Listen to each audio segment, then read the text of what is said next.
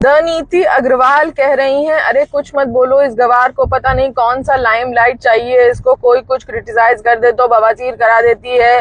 गेंडिया तू खुद का इलाज करा जाके, सोशल लाइफ में है तो क्रिटिक तो मिलेंगे रास्ते में, अब आएगी भौंकती हुई। तो द नीति अग्रवाल प्रोफाइल देखी हमने तुम्हारी भैया, नाम है नीति और बातें और शब्द इतने अनीति। तो अगर इतनी ही आपको चिंता थी कि क्रिटिक की, तो हमें ये समझ में नहीं आ रहा है कि अब आपके क्यों चुन्ने काट रहे हैं जब दूसरे लोग आपको क्रिटिसाइज कर रहे हैं। ट्विटर और थ्रेड पे जिस तरह का ये ज्ञान वर्धन कर रही है, जरा वो शब्द सुनिए। लिखती हैं, महिला को खेत की तरह जोतो। अब सोचिए, जिस व्यक्ति के, जिस महिला के ऐसे शब्द हैं, वो तो क्या ही नीति की बातें करेगी। कहती हैं रोज 2-2 किलो बेइज्जती खा खा के यहाँ तक पहुंची है, कुछ काम कर ले तो मेरे लेवल पर पहुंच जाना।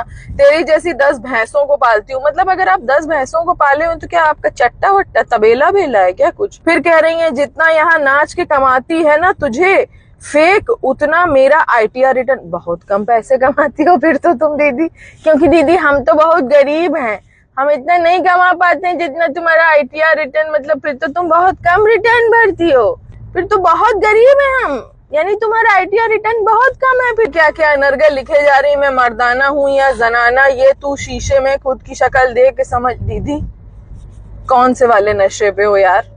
क्या बाइक में ऐसे फूंक मार के सूंघ लेती हो? किसकी बातें किसे लिख रही हो? और इतना क्या परेशान हो लाइमलाइट के लिए? भैया हम लाइम, लेमन, नारंगी, मौसमी, संतरा, हम किसी भी प्रकार की लाइट के लिए नहीं हैं। जो 10 भैंसें पाली हुई हैं उस तबेले चट्टे पे जाके बैठो, देखो कहीं दूध में कोई मिलावट तो नहीं कर रहा है। फिर नीति दीदी कह रही हैं कि जितना तुम यहाँ नाच के कमाती हो उतना ITR है।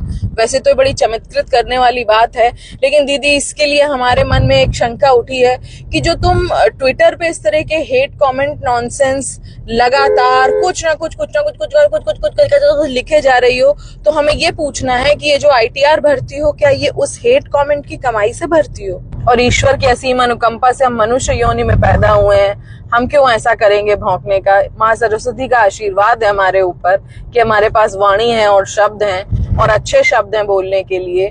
लेकिन इससे ये जरूर पता चलता है कि जिस लाइमलाइट के लिए आप इतनी परेशान हो रही हैं, आप इस तरह के शब्दों को इस्तेमाल करके वो लाइमलाइट लेना चाहती हैं, तो लीजिए आपको दे दी।